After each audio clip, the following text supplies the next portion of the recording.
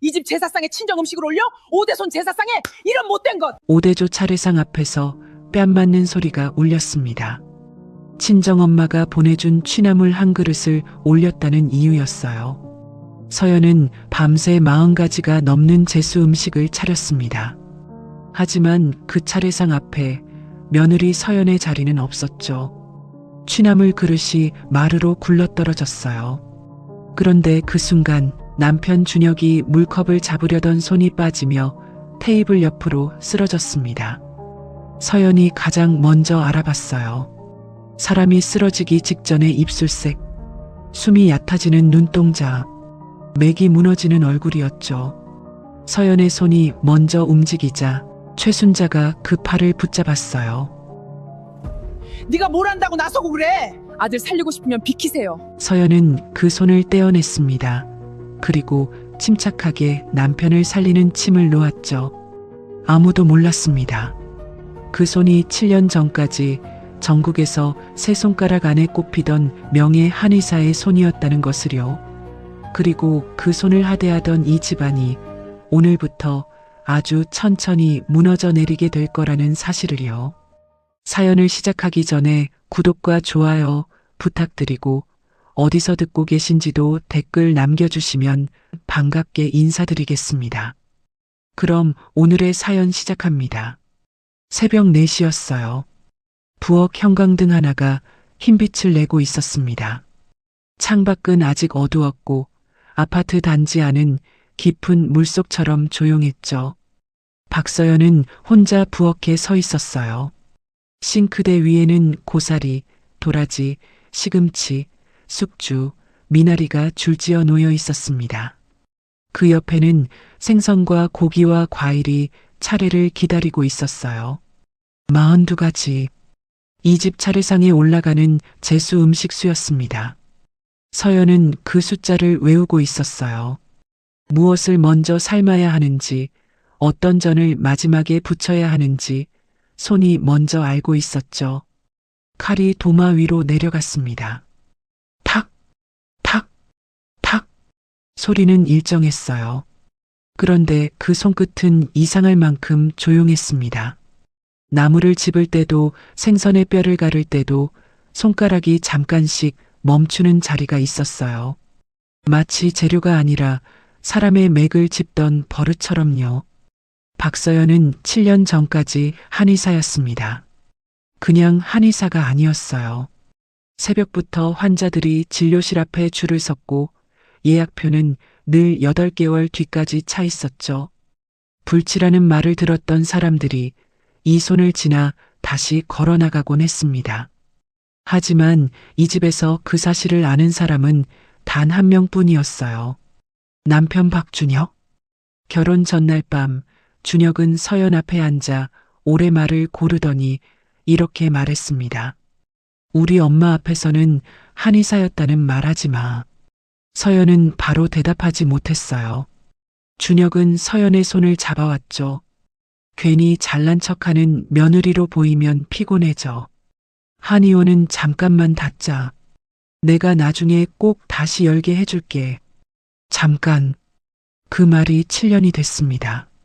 서연은 냉장고 맨 아래 칸을 열었어요. 작은 그릇 하나가 있었습니다. 취나물이었어요. 사흘 전 친정엄마가 보내준 것이었죠.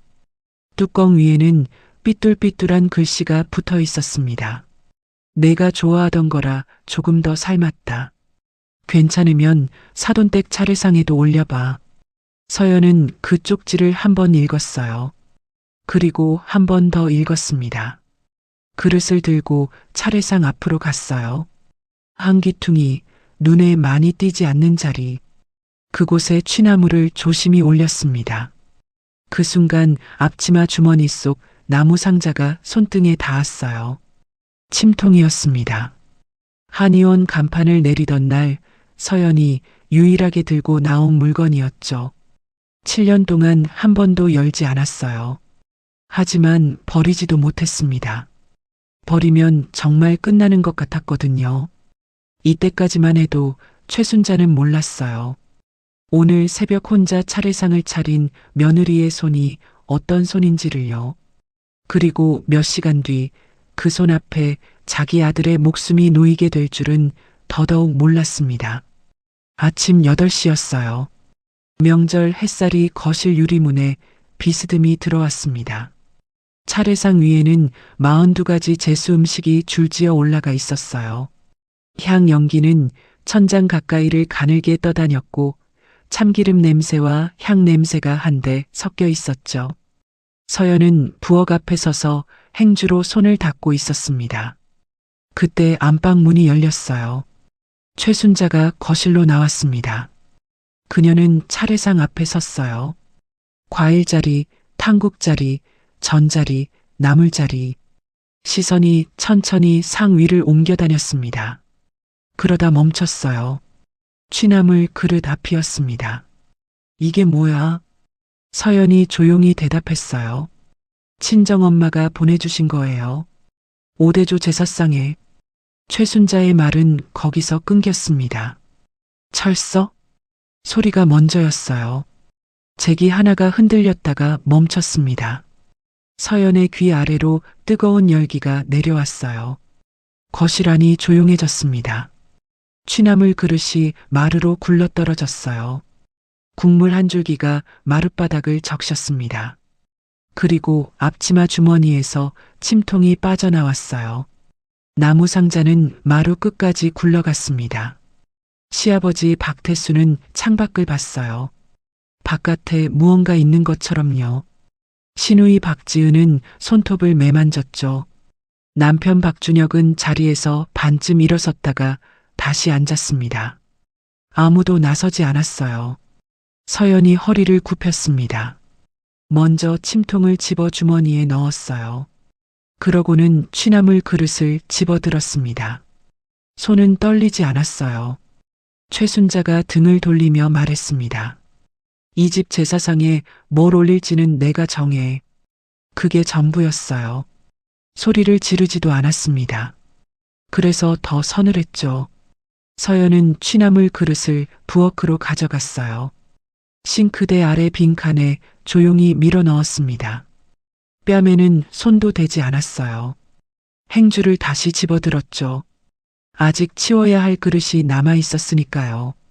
이때까지만 해도 최순자는 몰랐습니다. 방금 자기가 때린 그 뺨의 주인이 몇 시간 뒤 자기 아들의 멈춰가는 숨을 붙잡게 될 사람이라는 거요. 차례는 그대로 이어졌어요. 향 냄새는 더 짙어졌고 제기 위로 햇살이 얇게 내려앉았습니다.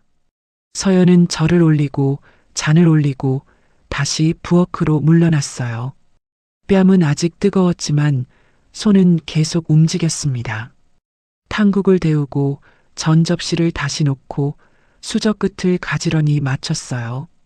그 움직임은 너무 익숙했죠.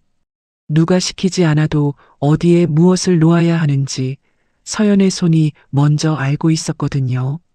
이 집에 들어온 첫 명절부터 그랬습니다. 7년 전 서연이 처음 이 부엌에 섰을 때 최순자는 팔짱을 끼고 옆에 서 있었어요. 며느리가 음식을 제대로 하는지 보겠다는 거였습니다. 서연이 전을 부치고 나물을 무치고 탕국간을 맞추는 동안 최순자는 한마디도 하지 않았어요. 그러다 상이 다 차려지자 딱 한마디 했습니다. 친정에서 뭘 배웠는지 모르겠지만 우리 집 방식은 따로 있어. 그 말이 시작이었어요. 그 뒤로 7년 동안 서연이 무엇을 하든 우리 집 방식이 아니었습니다. 더 잘해도 그랬고 똑같이 해도 그랬어요. 서연은 차차 알게 됐습니다. 방식이 문제가 아니라는 걸요. 며느리가 무얼 하든 트집 잡을 자리가 필요했던 거였어요. 박지은은 소파에 기대앉아 휴대폰을 보고 있었습니다. 탕국 그릇을 내려놓는 서연을 힐끗 보더니 웃었어요. 새언니는 참 신기해요. 서연은 대답하지 않았습니다. 박지은이 말을 이었어요. 하루 종일 부엌에 있는데도 꼭 중요한 데서 실수하잖아. 실수한 적은 없었습니다. 박지은이 실수라고 부르는 것들은 대부분 박지은 자신이 만든 일이었어요. 작년에는 박지은이 탕국에 소금을 쏟아놓고 서연이 간을 못 맞췄다고 했습니다. 재작년에는 박지은이 전을 태워놓고 서연이 불 조절을 못한다고 했어요. 서연은 매번 말없이 다시 했습니다. 변명하면 더 길어진다는 걸 알았거든요. 그 말에 최순자가 잔을 내려놓았습니다. 그러니까 사람은 제자리를 알아야 해. 평온한 목소리였어요. 화를 내는 목소리가 아니었죠. 그래서 더 오래 남는 말이었습니다. 제자리. 최순자가 자주 쓰는 말이었어요. 며느리의 자리, 여자의 자리, 배운 것 없는 사람의 자리. 최순자에게 서연의 자리는 늘 부엌이었습니다. 그 부엌 밖으로 나오려 하면 제자리를 알아야 한다는 말이 돌아왔어요.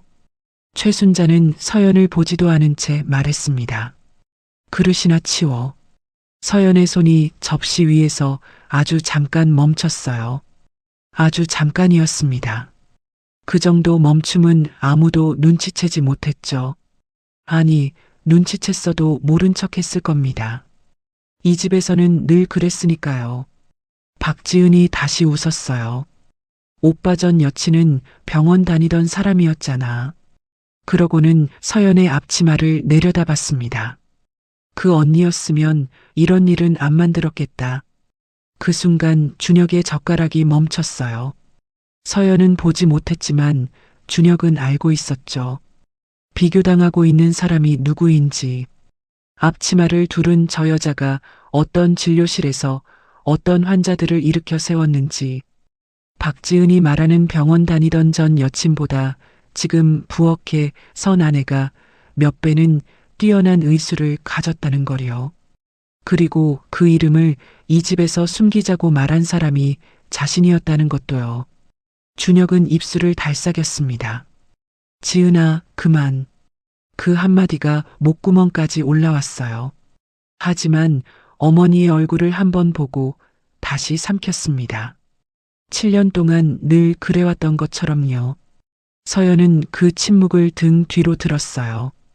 준혁이 무슨 말을 삼켰는지 보지 않아도 알았습니다. 7년이면 그 정도는 알게 되거든요. 남편이 자기 편을 들려다 많은 순간의 공기를요. 그 공기가 매번 똑같다는 것도요. 서연은 빈 그릇을 모아 부엌으로 갔습니다. 흐르는 물에 그릇을 헹궜어요. 손은 떨리지 않았습니다. 7년 동안 이 부엌에서 수천 번 한 일이었으니까요. 이때까지만 해도 서연은 생각했어요. 오늘도 그냥 넘어갈 거라고요. 작년처럼, 재작년처럼, 지난 7년처럼요. 부엌에서 그릇을 헹구고 상을 치우고 집으로 돌아가면 또 한 번의 명절이 끝날 거라고 생각했습니다. 이때까지만 해도 서연은 몰랐어요. 오늘이 7년 만에 그 침통이 열리는 날이라는 걸요. 그리고 그 침통이 열리는 순간 7년 동안 닫아두었던 자기 자신도 함께 열리게 되리라는 것을요. 그때였습니다. 준혁의 젓가락 끝이 이상하게 흔들렸어요. 김치 한 조각을 집으려던 젓가락이 허공을 2번 긁었습니다. 박지은이 먼저 웃었어요. 오빠 술도 안 마셨는데 왜 그래?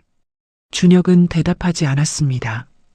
그의 시선이 식탁 위 어딘가에 멈춰 있었어요. 초점을 잃은 사람처럼요. 서연이 그 얼굴을 봤습니다. 그 순간 손이 멈췄어요. 입술색이 달랐거든요. 방금 전까지는 아니었습니다. 그런데 어느새 핏기가 빠져 있었어요. 준혁이 물컵 쪽으로 손을 뻗었습니다.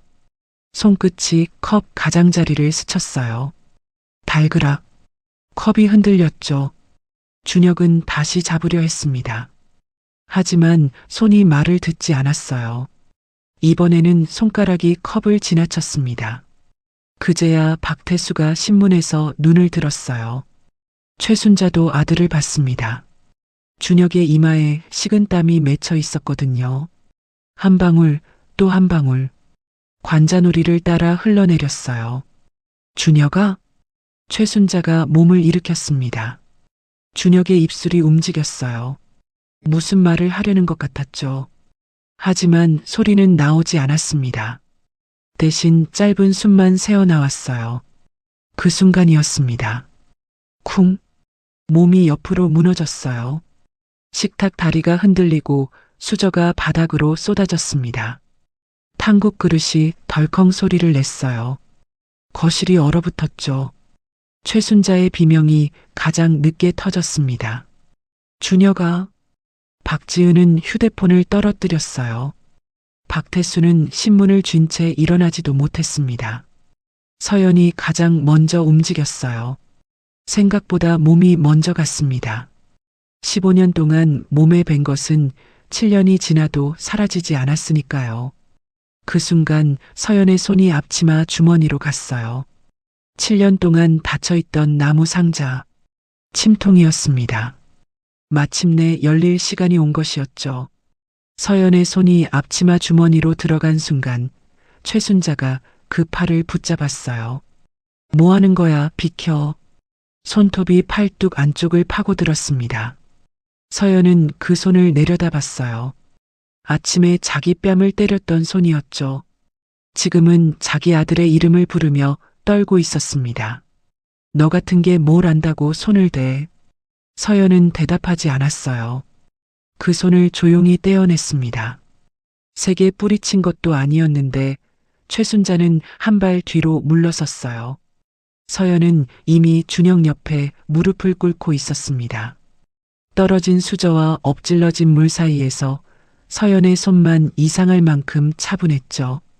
턱을 젖히고 목 옆으로 두 손가락을 가져갔어요. 맥은 약했습니다. 한 박자씩 비어 있었어요. 서연은 침통을 열었습니다. 딸각. 7년 만이었어요. 인중, 합곡, 내관. 침이 하나씩 들어갔습니다.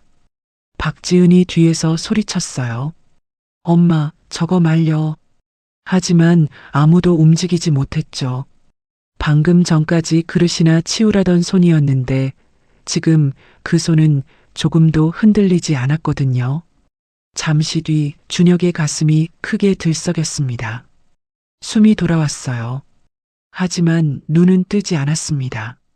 최순자가 준혁의 어깨를 흔들었어요. 준혁아, 엄마 봐. 눈 떠. 반응은 없었습니다.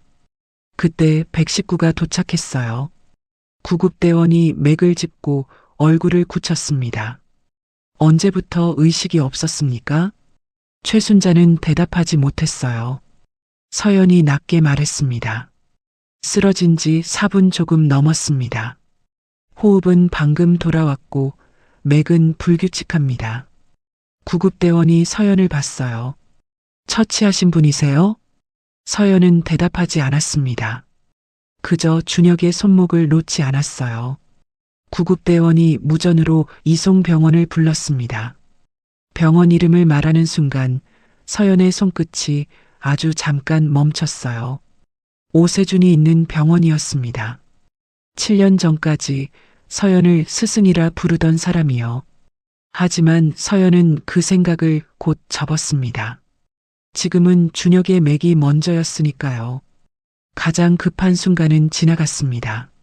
하지만 준혁은 아직 돌아오지 않았어요. 응급실 문이 닫히자 복도에는 소독약 냄새와 형광등 불빛만 남았어요. 처치실 안에서는 모니터 소리가 짧게 울렸습니다. 삐, 삐. 서연은 복도 끝에 서 있었어요. 손에는 아직 침통이 들려 있었죠. 처치실 안에서는 의료진이 빠르게 움직이고 있었습니다. 유리문 너머로 그림자들이 오갔어요. 심전도 모니터에 곡선이 그려지고 산소포화도 숫자가 떴습니다. 한 의사가 청진기를 대고 고개를 끄덕였어요. 다른 간호사가 수액을 갈았습니다. 그 모든 움직임이 서연이 거실에서 벌어둔 시간 위에서 이어지고 있었어요.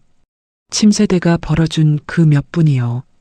그때 처치실 안에서 다급한 목소리가 새어나왔어요. 산소포화도 떨어집니다. 기계음이 빨라졌습니다. 삐, 삐, 삐. 간격이 좁아졌어요. 문틈으로 의료진의 발이 분주하게 오가는 게 보였습니다. 누군가 카트를 끌어왔어요. 바퀴 소리가 복도까지 울렸습니다. 최순자의 얼굴이 하얗게 질렸어요. 그 소리를 듣고 있을 수가 없었습니다. 불안이 목 끝까지 차올랐어요. 그런데 그 불안이 엉뚱한 대로 터졌습니다. 최순자가 서연 쪽으로 획 돌아섰어요. 너 때문이야. 서연이 고개를 들었습니다. 최순자의 눈은 흔들리고 있었지만 입은 또 다른 말을 하고 있었어요. 내가 건드려서 이렇게 된 거야. 멀쩡하던 애한테 침을 꽂았으니 안에서 저러는 거 아니야? 박지은이 옆에서 팔짱을 끼며 쏘아붙였어요. 맞아요. 언니가 뭘 안다고 나서고 그래요? 그냥 119 기다렸으면 됐잖아요. 서연은 대답하지 않았습니다. 처치실 문만 봤어요. 그 안에서 자기가 벌어둔 시간이 다 쓰이고 있었거든요. 지금 저 문 안에서 의료진이 매달리는 그 몇 분이 거실에서 침새대로 벌어둔 시간이라는 걸요. 이 모녀는 몰랐습니다. 내 아들 잘못되면 최순자의 목소리가 떨렸어요. 내가 책임질 거야? 서연은 침통을 쥔 손을 내려다봤습니다. 7년 전이었다면 이 말에 무너졌을 거예요. 변명하거나 사과하거나 울었을 겁니다. 지금은 아니었어요. 이미 한 사람의 맥을 붙잡고 온 손이었거든요. 그런 손은 이런 말 앞에서 흔들리지 않았습니다. 그때 처치실 기계음이 다시 느려졌어요. 삐삐 간격이 벌어졌습니다. 안정을 찾아가는 소리였어요. 최순자는 그것도 알아채지 못한 채 여전히 서연을 노려보고 있었습니다. 아침부터 친정 반찬 올려서 집안 망신 주더니 이젠 내 아들 몸에 손까지 대? 철서? 두 번째였어요. 이번엔 응급실 복도였습니다. 간호사 하나가 고개를 돌렸고 박지은의 입이 굳었어요. 서연의 고개가 천천히 돌아갔습니다. 하지만 침통을 쥔 손은 움직이지 않았어요. 그때 복도 끝에서 흰 가운을 입은 남자가 멈춰 섰어요. 병원장 오세준이었습니다. 그는 서연의 뺨을 봤어요. 그 다음 손에 들린 침통을 봤죠. 마지막으로 얼굴을 봤습니다. 걸음이 멈췄어요. 그리고 아주 천천히 다가왔습니다. 오세준은 서연 앞에 섰어요. 최순자가 다시 입을 열려던 순간이었습니다. 오세준이 고개를 숙였어요. 선생님, 복도가 조용해졌습니다. 최순자의 손이 허공에 멈췄어요. 도대체 어디에 계셨던 겁니까? 제가 얼마나 찾아 헤맸는지 아십니까? 서연은 아무 말도 하지 않았어요. 오세준은 다시 고개를 숙였습니다.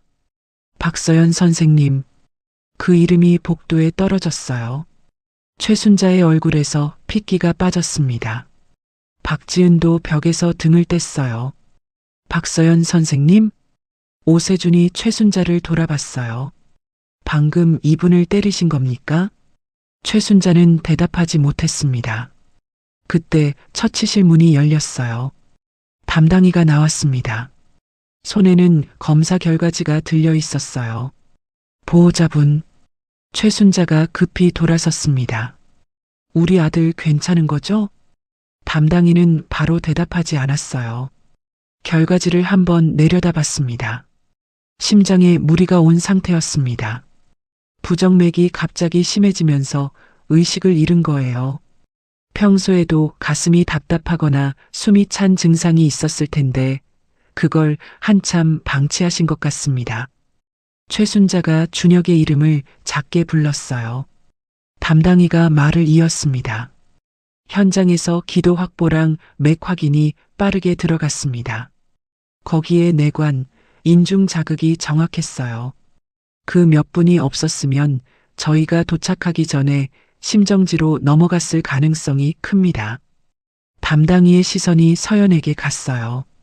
이 처치, 선생님이 하신 겁니까? 서연은 대답하지 않았습니다.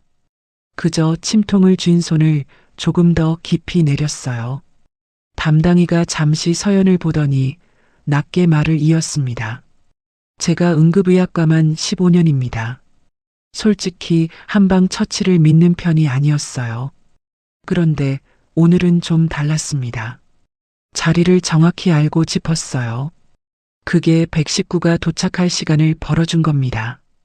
담당이가 결과지를 접었어요. 저희가 도착했을 땐 가장 급한 고비를 이분이 넘겨놓으신 뒤였어요. 저흰 그 뒤를 이어받은 것뿐입니다. 이제 고비는 넘겼고 곧 깨어날 거예요. 복도가 다시 조용해졌어요. 그때까지 한 발 물러서 있던 오세준이 앞으로 나왔습니다. 그는 최순자를 똑바로 봤어요. 저분이 누구신지 제가 말씀드리죠. 오세준의 목소리가 복도에 낮게 깔렸습니다. 7년 전 박서연 선생님이 한의원 문을 닫던 날이요. 그날 업계가 발칵 뒤집혔어요. 환자 명단이 8개월씩 밀려있던 분이 하루아침에 사라졌으니까요. 최순자가 그 말을 듣고 있었어요. 입술이 달싹였지만 아무 소리도 나오지 않았습니다. 그 환자들이 다 어디로 갔겠습니까? 저희 같은 큰 병원으로 왔어요. 박서연 선생님이 문 닫고 1년 동안 저희 병원으로만 400명 넘게 넘어왔습니다. 오세준이 잠깐 말을 끊었어요. 그런데 저희가 못 고쳤어요. 교수들이 다 모여도 손 못 대던 환자를 이분은 혼자 걸어서 집에 보냈습니다. 그래서 알았어요. 우리가 못하는 걸 하는 손이라는 걸요. 오세준이 서연을 봤어요. 그러고는 다시 최순자에게 시선을 돌렸습니다. 저는 이분을 몇 년이나 찾았어요. 학회에도 동문들에게도 물었습니다. 다들 같은 말만 했어요. 결혼하고 사라졌다고요. 제가 그렇게 찾던 그 며느리가 지금 어머님 앞에 서 있는 이분입니다. 복도가 얼어붙었어요. 간호사도 박지은도 누구도 움직이지 못했습니다. 오세준이 마지막으로 고개를 숙였어요. 안에 계신 분은 이분이 아니었으면 여기까지 못 왔습니다. 그리고 이분은 제 스승이에요. 최순자는 그제야 서연을 봤습니다. 며느리가 아니라 처음 보는 사람처럼요. 이때까지만 해도 최순자는 몰랐어요. 방금 며느리에게 때린 그 2번째 뺨이 오늘 이 집안에서 가장 비싼 손찌검이 되리라는 거요. 준혁이 눈을 뜬 것은 몇 시간 뒤였어요. 입원실 천장 아래에서 눈을 깜빡였고 손등에는 링거줄이 꽂혀 있었습니다. 가슴에는 심전도 패드가 붙어 있었어요. 모니터가 일정한 간격으로 곡선을 그렸습니다. 깨어나기 직전 준혁은 꿈을 꾼 것 같았어요. 누군가 자기 손목을 잡고 있었습니다. 따뜻한 손이었어요. 어디선가 낮은 목소리가 숫자를 세고 있었습니다. 1, 2, 셋. 그 목소리를 따라 숨이 돌아왔어요. 눈을 떴을 때 그 손은 이미 없었습니다. 그는 응급실 복도에서 무슨 일이 있었는지 몰랐어요. 서연이 또 한 번 뺨을 맞았다는 것도요. 준혁이 처음 떠올린 건 식탁이었습니다. 젓가락을 들다가 손이 말을 듣지 않았던 순간 시야가 좁아지고 소리가 멀어지던 감각, 가슴 한가운데가 조여오던 그 느낌, 그 뒤로는 아무것도 기억나지 않았어요. 깨어나 보니 병실이었습니다. 누군가 자기에게 침을 놓았다는 걸 준혁은 어렴풋이 알았어요. 가슴께가 아직 얼얼했거든요. 그게 누구의 손이었는지도 사실 알고 있었습니다. 7년 전 그 손이 자기 어머니를 일으켜 세우는 걸 봤으니까요. 그 손에 반해서 결혼했으니까요. 그리고 그 손을 자기가 직접 부엌에 묶어두었으니까요. 최순자가 침대 옆으로 달려왔어요. 준혁아, 엄마 여기 있어. 엄마가 얼마나 놀랐는지 알아? 그 목소리 끝이 가늘게 갈라졌습니다. 하지만 서연은 알고 있었어요. 그 갈라진 목소리의 몇 시간 전 모습도요. 친정 반찬 하나에 뺨을 올리던 손, 응급실 복도에서 또 한 번 올라가던 손이었습니다. 준혁이 힘겹게 고개를 돌렸어요. 창가 쪽에 서 있는 서연이 보였습니다. 그는 아주 느리게 입을 열었어요. 서연아. 서연은 대답하지 않았습니다. 준혁이 숨을 고르고 말했어요. 고마워. 내가 살린 거지. 알아. 잠깐 사이를 두고 준혁이 다시 말했습니다. 근데 엄마가 많이 놀랐나 봐. 오늘 일은 그냥 넘어가자. 응? 병실 안이 조용해졌어요. 최순자는 아무 말도 하지 않았고 박지은은 고개를 숙였습니다. 서연은 그 말을 들으며 7년 전을 떠올렸어요. 결혼 전날 밤에 잠깐만. 시댁에서 무시당할 때마다 들었던 넘어가자. 명절마다 들었던 엄마가 원래 그런 사람이잖아. 다 같은 말이었습니다. 7년 동안 단어 하나 바뀌지 않았어요. 처음엔 그 말이 사랑인 줄 알았습니다. 준혁이 자기를 아껴서 집안의 평화를 지키려고 하는 말인 줄 알았어요. 그런데 시간이 지나면서 알게 됐습니다. 그 말은 평화를 지키는 게 아니었어요. 평화로워 보이게 만드는 거였습니다. 누군가 한 명이 계속 참기만 하면 겉으로는 아무 일도 없는 것처럼 보이니까요. 그 참는 사람이 늘 서연이었어요. 준혁은 몰랐습니다.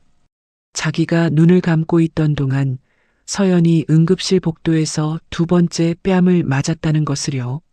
몰랐어요. 그런데도 또 어머니 편부터 들었습니다. 서연은 준혁을 바라봤어요. 방금 자기 손으로 살린 사람이었습니다. 그리고 7년 전 자기 이름을 숨기게 한 사람이었죠. 서연이 조용히 말했어요. 당신은 아무것도 모르면서도 또 어머니 편부터 드네요. 준혁의 입술이 멈췄습니다. 무슨 말을 하려다 결국 하지 못했어요. 서연은 침통을 꺼내 뚜껑을 닫았습니다. 딸깍. 그 소리가 병실 안에 작게 울렸어요. 아침에 마루로 굴러갔던 그 침통과는 달랐습니다. 그때는 누가 떨어뜨려 굴러간 침통이었어요. 이번엔 서연의 손 안에서 서연의 의지로 닫힌 침통이었습니다. 같은 소리인데 달랐어요. 떨어지는 소리와 닿는 소리는 다르거든요. 사람은 살릴 수 있어도. 서연이 가방을 닫으며 말했어요. 버릇은 못 살리겠네요. 최순자가 입을 열려 했습니다. 하지만 아무 말도 나오지 않았어요. 아침에 그릇이나 치워라고 했던 입이었고 응급실 복도에서 또 한 번 서연의 뺨을 때린 입이었으니까요. 서연은 병실 문 쪽으로 걸어갔어요. 그 걸음은 빠르지 않았지만 아무도 붙잡지 못했습니다. 문 앞에서 서연이 잠깐 멈췄어요. 가방 안에는 침통만 있는 게 아니었습니다. 7년 동안 꺼내지 않았던 서류 봉투 하나가 들어 있었죠. 이때까지만 해도 최순자는 몰랐어요. 그 봉투가 열리는 순간 이 집에서 그냥 넘어가자는 말이 2번 다시 통하지 않게 되리라는 것을요. 서연은 병실을 나와 복도 끝 창가에 섰어요. 유리창 너머로 도시의 불빛이 흐릿하게 번졌습니다. 손에는 아직 가방이 들려 있었어요. 그 안에 침통이 있었고 서류 봉투가 있었죠. 서연은 창에 비친 자기 얼굴을 봤습니다. 한쪽 뺨이 아직 붉었어요. 그 붉은 자리를 보고 있으니 오래된 겨울이 떠올랐습니다. 서연이 12살이던 해였어요. 그날도 저녁 밥상 앞이었습니다. 아버지가 숟가락을 들다가 갑자기 손을 멈췄어요. 얼굴색이 천천히 빠졌습니다.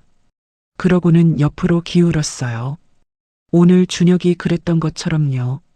그때 집에는 의사가 없었습니다. 구급차는 늦게 왔어요. 눈이 굳은 국도였습니다. 가장 가까운 병원까지 40분이 걸렸어요. 뒷좌석에서 서연은 아버지의 손을 잡고 있었습니다. 그 손이 손끝부터 식어갔어요. 서연은 더 꽉 잡았습니다. 잡으면 다시 따뜻해질 것처럼요. 병원에 도착했을 때 의사가 고개를 저었어요. 10분만 빨랐으면 됐다고 했습니다. 그 10분이 없어서 아버지는 돌아오지 못했어요. 서연은 그날 결심했습니다. 의사가 되겠다고요. 다른 집 아버지의 손이 식어갈 때 그 손을 다시 데울 수 있는 사람이 되고 싶었어요. 그것뿐이었습니다. 그 결심이 서연을 한의사로 만들었어요. 큰 병원에서 손 쓸 수 없다고 돌려보낸 사람들이 마지막으로 서연을 찾아왔습니다.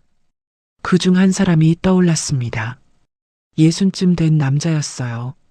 두 해 전풍을 맞고 오른쪽 몸을 쓰지 못했습니다. 휠체어에 실려 들어왔어요. 여러 병원을 돌았지만 더는 방법이 없다는 말만 들었다고 했습니다. 딸이 마지막이라는 심정으로 모시고 온 거였어요. 남자는 자기 몸을 부끄러워했습니다. 딸에게 짐이 된다고만 했어요. 서연은 그 남자의 손목을 잡고 매주 침을 놓았습니다. 그리고 6달째 되던 날 남자가 진료실 문을 제 발로 걸어 들어왔어요. 지팡이를 짚긴 했지만 휠체어 없이요. 그가 서연 앞에 서서 한참을 말을 못했습니다. 그러고는 어눌한 발음으로 천천히 말했어요. 선생님이 나를 사람으로 돌려놨어요. 서연은 그날 진료실에서 혼자 울었습니다. 그 남자의 나이가 아버지가 돌아가신 나이와 비슷했거든요. 아버지를 못 살린 그 손이 다른 집 아버지를 일으켜 세운 거였어요. 스승이 어느 날 서연에게 말했습니다. 서연아, 내 손은 살리는 손이야. 이건 너 혼자 가진 게 아니야. 모두를 위한 생명의 손이야. 그러니까 함부로 내려놓으면 안 돼. 그때는 그 말의 무게를 다 알지 못했어요. 준혁을 만난 건 32이었어요. 환자의 보호자로 왔던 사람이었습니다. 어머니를 모시고 왔는데 그 어머니가 서연의 손을 거쳐 걸어 나갔어요. 준혁은 그 손에 반했다고 했습니다. 그런데 결혼 전날 밤 준혁은 바로 그 손을 숨기자고 했어요. 우리 엄마 앞에서는 한의사였다는 말하지 마. 잠깐만. 서연은 그 잠깐을 믿었습니다. 어릴 때 아버지를 잃고 자란 서연에게 가족이라는 말은 무엇과도 바꿀 수 없는 것이었거든요. 지키고 싶었어요. 이번에는 잃고 싶지 않았습니다. 한의원 간판을 내리던 날 스승이 진료실로 찾아왔어요. 정말 닿는 거냐? 내 손이 아깝지 않아? 서연은 침통을 가방에 넣으며 대답했습니다. 사람은 살면서 더 중요한 걸 택해야 할 때가 있잖아요. 저한테는 그게 가족이에요. 스승은 한참을 말없이 서 있었어요. 그러고는 서연의 어깨에 손을 얹었습니다. 그래. 그런데 서연아, 그 손은 어디 가지 않아. 내가 닫아둬도 누군가 쓰러지면 그 손이 먼저 움직일 거다. 그게 살리는 손이야. 그 말이 7년 만에 맞아떨어진 거였어요. 오늘 거실에서 준혁이 쓰러졌을 때 서연은 생각하지 않았습니다. 손이 먼저 갔어요. 7년 동안 닫혀있던 침통이 저절로 열렸습니다. 스승의 말 그대로였어요. 서연은 창에 비친 자기 손을 봤습니다. 그 손으로 오늘 한 사람을 살렸어요.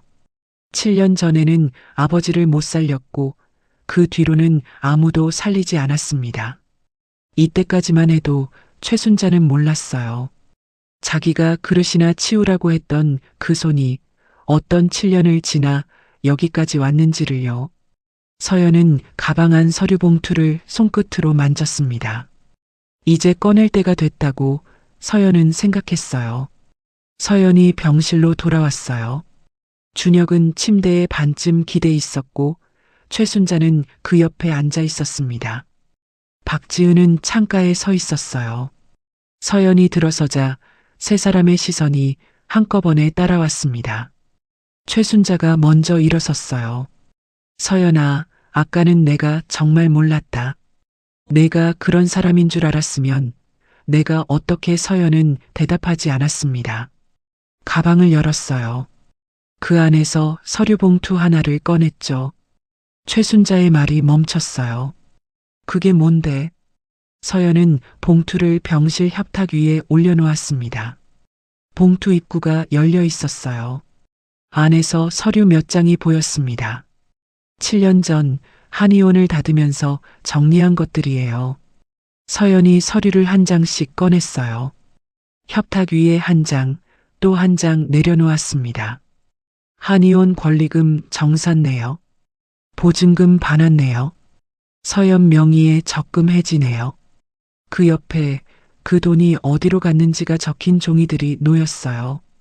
이게 첫 번째예요. 서연이 한 장을 짚었습니다. 3년 전 아버님 입원하셨을 때요. 중환자실에 2달 계셨죠. 그 병원비 어디서 나왔는지 아세요? 최순자의 시선이 그 종이로 갔어요. 박서연이라는 이름이 적혀 있었습니다. 최순자는 그때 준혁이 알아서 한 줄 알았어요. 아들이 효자라고 문중에 자랑까지 했습니다. 그때 어머니가 저한테 보낸 문자도 있어요. 잠깐만 돌려 쓰자. 곧 갚으마. 다 캡처해뒀습니다. 최순자의 입술이 달싹였어요. 두 번째, 서연이 다음 장을 짚었어요. 지은 씨 전세금이요. 2년 전에 모자란다고 했었죠. 그것도 제 적금에서 나갔어요.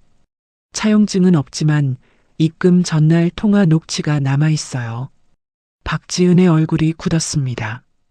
그 전세금으로 들어간 집에서 박지은은 명절마다 오빠가 보태줬다고 했어요. 사실은 새언니 돈이었습니다. 세 번째, 서연이 또 한 장을 짚었어요. 준혁 씨 사업, 재작년에 한 번 휘청했었죠. 부도 직전까지 갔었고요. 그때 메운 돈도 여기 있어요. 회사 계좌로 들어갔고 저교회 운영자금 대여라고 찍혀 있습니다. 준혁의 얼굴이 하얗게 질렸습니다. 그는 그 돈의 출처를 알고 있었거든요. 아내가 한의원을 닫으며 받은 돈으로 자기 사업을 살렸다는 거요. 그러고도 그 사실을 한 번도 입에 올리지 않았습니다. 마지막으로 서연이 가장 아래 종이를 짚었어요. 이 집 대출 상환금이요. 어머니가 명절마다 우리 집은 빚 없이 산다고 하셨죠. 그 대출 누가 갚았을까요? 최순자가 그 종이를 봤습니다. 손끝이 가늘게 떨렸어요. 본인은 눈치채지 못했습니다. 들고 있던 서류가 작게 흔들렸어요. 최순자가 명절마다 자랑하던 것들이었습니다. 빚 없는 집, 효자 아들, 잘 풀린 사업, 시집 잘 간 딸, 문중 어른들 앞에서 어깨를 펴게 해주던 그 모든 것들이요. 그게 전부 집에서 밥이나 한다고 무시하던 며느리의 손에서 나간 거였습니다. 서연이 마지막으로 봉투에서 서류 한 부를 더 꺼냈어요. 다른 종이들보다 두꺼웠습니다. 표지에 변호사 직인이 찍혀 있었어요. 반환 청구 소장 초안입니다. 최순자의 눈이 그 직인에 멈췄습니다. 병원비, 전세금, 사업자금, 대출 상환금, 증여로 볼 수 없는 돈은 전부 정산할 거예요. 정산? 최순자의 목소리가 올라갔어요. 떨림을 자존심으로 누르며 다시 입을 열었습니다. 며느리가 시댁에 쓴 돈을 돌려받겠다고? 그게 말이 된다고 생각하니? 세상에 그런 며느리가 어디 있어. 네. 서연이 짧게 대답했어요. 그런 며느리는 여기 없어요. 최순자가 입을 다물었습니다. 어머니가 찾으시는 그 며느리요. 시댁에 다 퍼주고도 웃으면서 뺨 맞아주는 며느리. 그런 사람은 오늘부로 없어졌어요. 그러니까 이제부터는 법대로 합니다. 서연이 소장을 협탁 위에 내려놓았어요. 증여가 아니었어요. 가족이라 믿고 맡긴 돈이었습니다. 그때는 돌려받을 거라고 생각도 안 했어요. 그게 가족이라고 믿었으니까요. 서연이 잠깐 말을 멈췄습니다. 그런데 오늘 알았어요. 이 집한테 저는 가족이 아니었어요. 친정 반찬 하나에 뺨 맞고 아들 살린 손으로 또 뺨 맞는 며느리가 무슨 가족이에요. 병실 안이 조용해졌습니다. 링거 방울이 똑똑 떨어지는 소리만 들렸어요. 최순자는 그제야 며느리의 손을 봤습니다. 오늘 아침 자기가 때린 손이었어요. 응급실 복도에서 또 한 번 때린 손이었습니다. 그 손이 자기 아들을 살렸고 그 손이 이 집을 7년 동안 떠받쳤어요. 그런데 자기는 그 손을 2번이나 때린 거였습니다. 무슨 손인지도 모른 채로요. 가족이라서 안 받았습니다. 서연이 조용히 말했어요. 이제 가족이 아니니까 법대로 받겠습니다. 최순자가 무슨 말을 하려고 입을 열었어요. 하지만 며느리의 손을 보고 있으니 아무 말도 나오지 않았습니다. 그 입으로 그동안 무슨 말을 했는지 이제야 들렸거든요. 이때까지만 해도 준혁은 몰랐어요. 서연의 봉투 안에 아직 꺼내지 않은 종이가 한 장 더 남아있다는 걸요. 서연이 마지막 종이를 꺼냈어요. 이혼 서류였습니다. 준혁이 그것을 봤어요. 입술이 떨렸습니다. 손등에 꽂힌 링거줄이 흔들렸어요. 서연아, 잠깐만. 우리 얘기 좀 하자. 응? 서연은 서류를 협탁 위에 내려놓았습니다. 오늘 아침에 당신은 어머니가 제 뺨을 때리는 걸 봤어요. 자리에서 반쯤 일어섰다가 다시 앉았죠. 준혁의 입이 벌어졌어요. 하지만 소리는 나오지 않았습니다. 그리고 깨어나서 처음 한 말이 그냥 넘어가자였어요. 그건 엄마가 놀라서 당신은 응급실 복도에서 무슨 일이 있었는지도 몰라요. 서연이 준혁을 똑바로 봤습니다. 제가 거기서 2번째로 뺨을 맞았거든요. 당신 어머니한테요. 당신 살린 손으로 침 났다는 이유로요. 준혁이 최순자를 봤어요. 최순자는 고개를 숙였습니다. 부정하지 못했어요. 박지은도 창밖만 봤습니다. 준혁의 눈이 흔들렸어요. 몰랐어. 정말 몰랐어, 서연아. 알아요. 당신은 몰랐죠. 서연이 말했습니다. 그런데 모르면서도 또 어머니 편부터 들었어요. 7년 동안 늘 그랬던 것처럼요. 병실이 고요했어요. 준혁은 아무 말도 하지 못했습니다. 그가 할 수 있는 말은 7년 전부터 정해져 있었어요. 잠깐만. 넘어가자.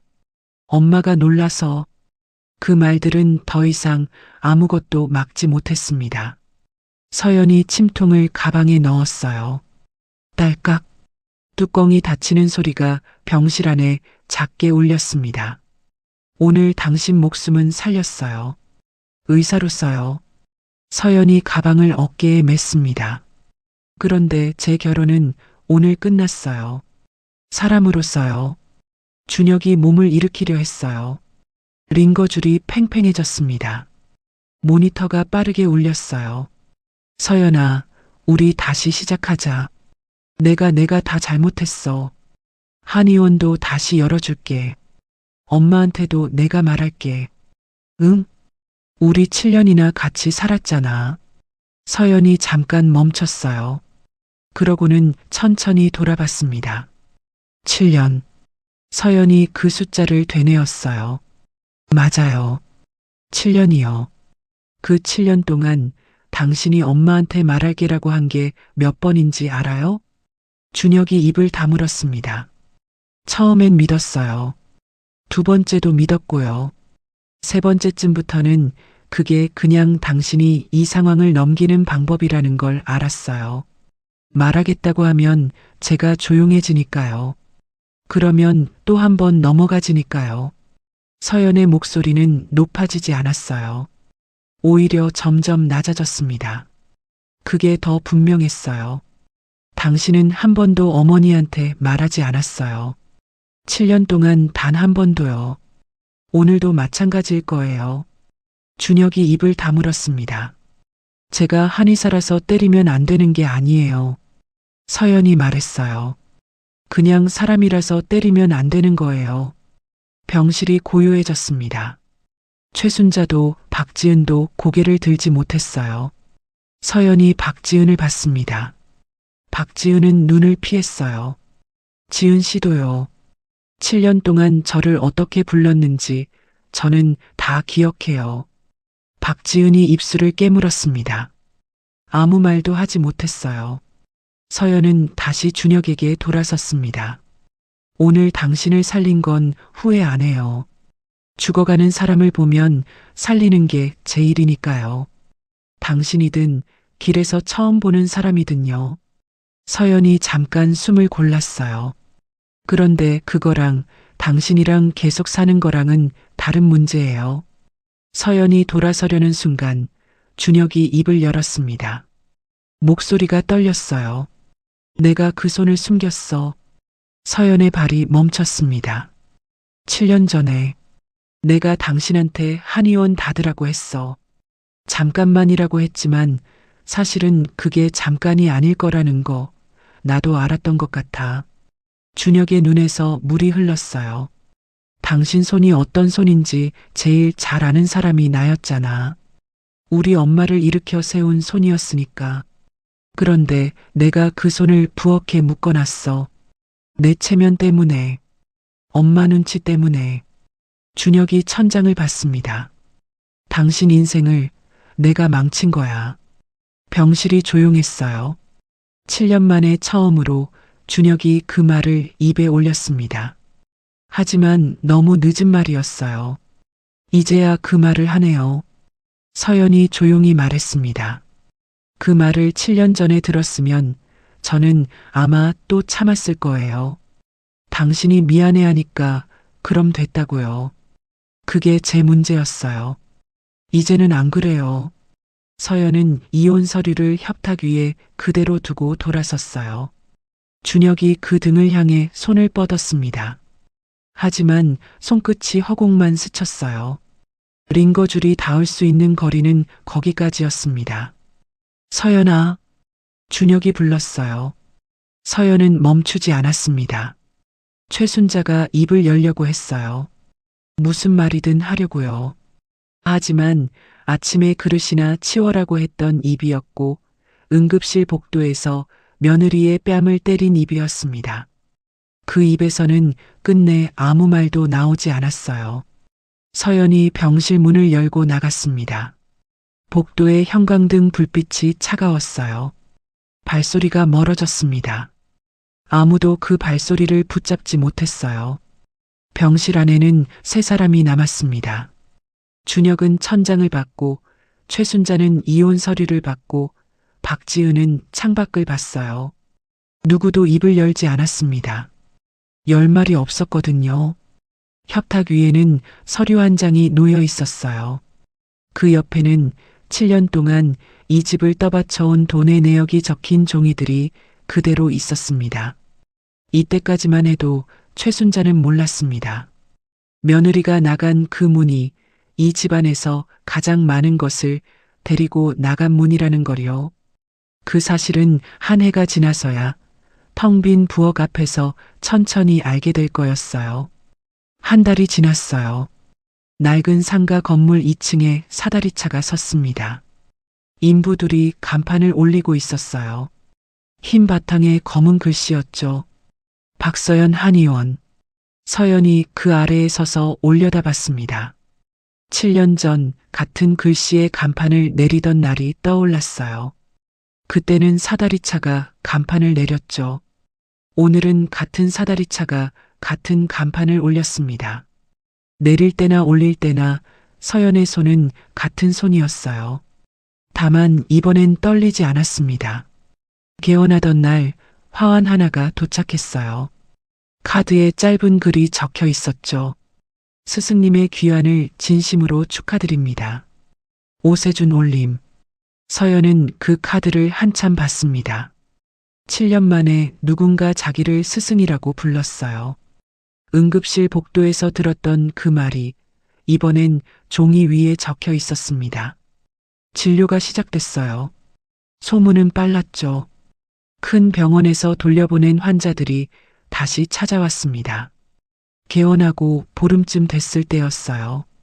한 중년 여자가 딸을 데리고 들어왔습니다. 딸은 20살쯤 됐는데 3년 전 교통사고 후 한쪽 손이 떨려 글씨를 쓰지 못했어요. 큰 병원에서는 신경손상이라 회복이 어렵다고 했습니다.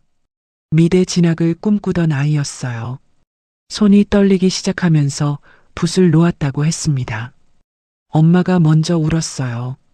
이 아이가 그림밖에 모르는 애였는데 이제 연필도 못 잡아요. 딸은 고개를 숙이고 있었습니다. 자기 손을 무릎 아래로 감춘 채로요. 서연은 그 모습이 낯익었어요. 7년 전 풍을 맞고 휠체어로 들어왔던 그 남자도 자기 몸을 부끄러워했거든요. 사람은 자기 손을 못 쓰게 되면 자기 자신까지 숨기게 됩니다. 서연은 딸의 손목을 잡았어요. 맥을 짚었습니다. 그러고는 조용히 말했어요. 숨기지 않아도 돼요. 손 이리 줘봐요. 딸이 천천히 손을 내밀었습니다. 손끝이 잘게 떨리고 있었어요. 서연은 그 손을 한참 들여다봤습니다. 신경이 끊어진 게 아니에요. 눌려 있는 거예요. 시간은 걸리겠지만 풀 수 있어요. 엄마가 서연의 손을 붙잡았어요. 정말요? 정말 그럴 수 있어요? 서연은 대답 대신 침통을 열었습니다. 책상 한가운데 놓인 그 침통을요. 이제 숨기지 않는 침통이었어요. 그날부터 딸은 매주 한의원에 왔습니다. 한 달이 지나고 두 달이 지났어요. 어느 날 딸이 진료실에 들어오더니 가방에서 종이 한 장을 꺼냈습니다. 연필로 그린 그림이었어요. 삐뚤빼뚤했지만 분명히 손으로 그린 그림이었습니다. 선생님 그렸어요. 서연의 얼굴이었어요. 침통을 든 서연의 모습이었습니다. 서연은 그 그림을 진료실 벽에 붙였어요. 7년 전 진료실에는 이런 그림이 여러 장 붙어 있었습니다. 환자들이 주고 간 것들이었어요. 간판을 내리던 날 서연은 그 그림들을 다 떼어 상자에 넣었습니다. 그리고 7년 동안 한 번도 열지 않았어요. 이제 다시 벽에 그림이 붙기 시작했습니다. 예약표가 차기 시작했어요. 일주일이 차고 한 달이 차고 결국 8개월 뒤까지 밀렸습니다. 7년 전과 똑같았어요. 서연은 진료실 책상 위에 침통을 올려놓았습니다. 이제 앞치마 주머니에 숨겨두지 않았어요. 책상 한가운데 가장 잘 보이는 자리였죠. 환자가 들어오면 그 침통을 열었습니다. 닫을 일은 없었어요. 매일 열렸으니까요. 이때까지만 해도 최순자는 몰랐습니다. 며느리가 떠난 그 자리가 그 집에서 얼마나 큰 자리였는지를요. 그걸 알게 되는 건 다음 해 차례를 앞둔 어느 새벽이었어요. 한 해가 지나고 다시 명절이 왔어요. 이번 차례는 그 집이 아니라 큰 집에서 지내기로 했습니다. 준혁이 이혼하고 몸까지 상했다는 소식이 문중에 퍼지면서 분위기가 달라졌거든요. 최순자가 더는 차례를 주관할 처지가 못 된다고 문중 어른들이 정한 거였어요. 5대조 종부 자리는 큰집 맏며느리, 그러니까 최순자의 윗동서에게 돌아갔습니다. 최순자는 이제 그 집에 일을 도우러 가는 처지가 됐어요. 차례 전날 새벽 4시 큰집 부엌에 불이 켜졌습니다. 형광등은 차가웠고 기름 냄새가 떠다녔어요. 그런데 부엌에 선 사람이 달랐습니다. 최순자와 박지은이었어요. 작년 이 시간 그 부엌에는 며느리가 혼자 서 있었습니다. 칼이 도마 위로 내려가는 소리가 일정했어요. 무엇을 먼저 삶고 어떤 전을 마지막에 붙일지 그 손이 먼저 알고 있었죠. 올해 최순자는 달랐습니다. 윗동서가 부엌에 들어오더니 팔짱을 꼈어요. 동서, 도라지는 그렇게 하는 게 아니지. 최순자가 손을 멈췄습니다. 윗동서가 도라지 한 줌을 집어들었어요. 이건 덜 삼켰잖아. 이걸 5대조상에 올리려고 했어?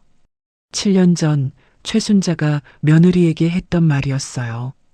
이걸 5대조 제사상에. 똑같은 말이 이번엔 최순자를 향했습니다. 최순자는 아무 말도 하지 못했어요. 도라지를 다시 솥에 넣었습니다. 손끝이 뜨거웠어요. 박지은이 옆에서 전을 부치고 있었습니다. 기름이 튀어 손등이 빨갛게 부어올랐어요. 박지은은 한 번도 부엌일을 제대로 해본 적이 없었거든요. 늘 소파에 앉아 휴대폰을 보던 사람이었습니다. 작년까지는요. 지은아, 전이 다 탄다. 윗동서의 딸이 소리쳤어요.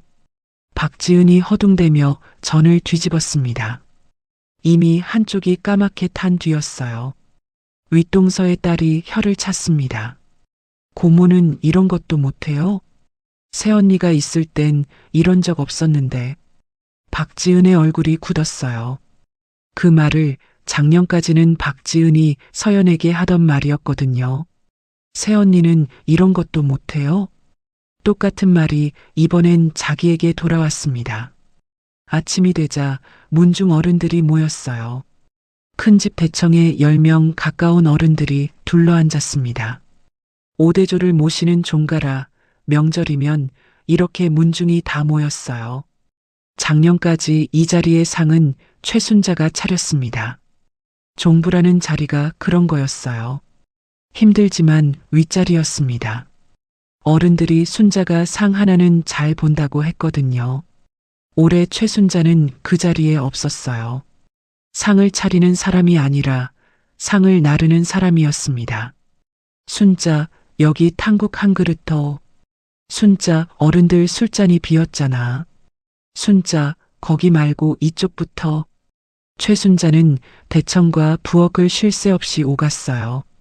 쟁반을 들고 잔을 채우고 빈 그릇을 물렸습니다. 허리를 펼 틈이 없었어요. 이마에 땀이 맺혔습니다. 작년 이맘때 며느리가 이렇게 오갔던 걸 최순자는 한 번도 눈여겨본 적이 없었어요. 당연한 일이라고 생각했거든요. 며느리니까요. 한 어른이 최순자를 불렀습니다. 순자, 자네 거기서 뭐하고 섰나? 어른들 상에 수저가 모자라잖아. 최순자가 급히 수저를 가지러 갔어요. 그런데 손이 떨려 수저 몇 개를 바닥에 떨어뜨렸습니다. 쨍그랑 소리가 났어요. 어른들의 시선이 한꺼번에 쏠렸습니다. 에구, 칠칠치 못하게. 누군가 낮게 말했어요. 최순자가 허리를 굽혀 수저를 주었습니다. 작년 이맘때 마루 끝까지 굴러간 침통을 며느리가 혼자 주었던 것처럼요. 이번엔 최순자가 떨어진 수저를 혼자 주었어요.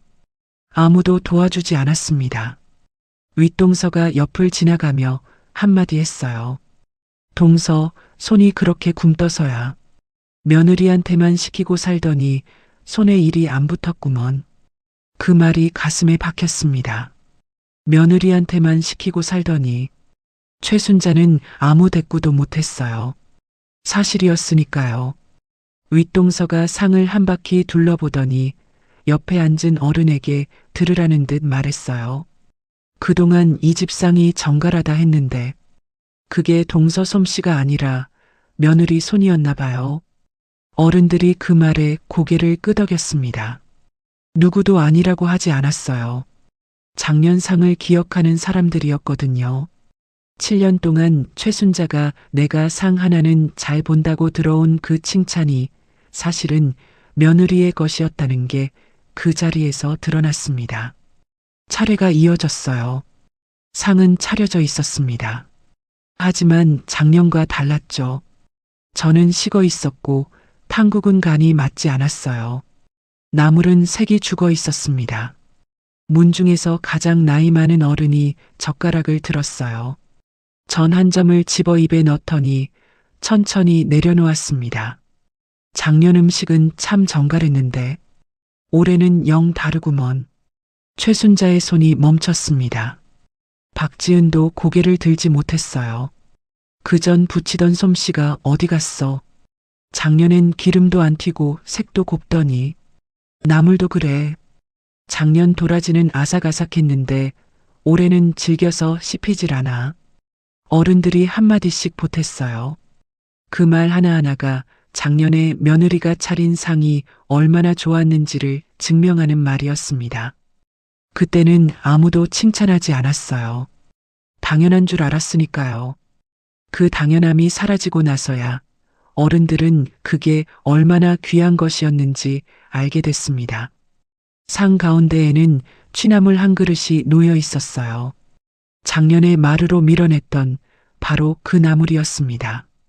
올해는 최순자가 직접 무쳤어요.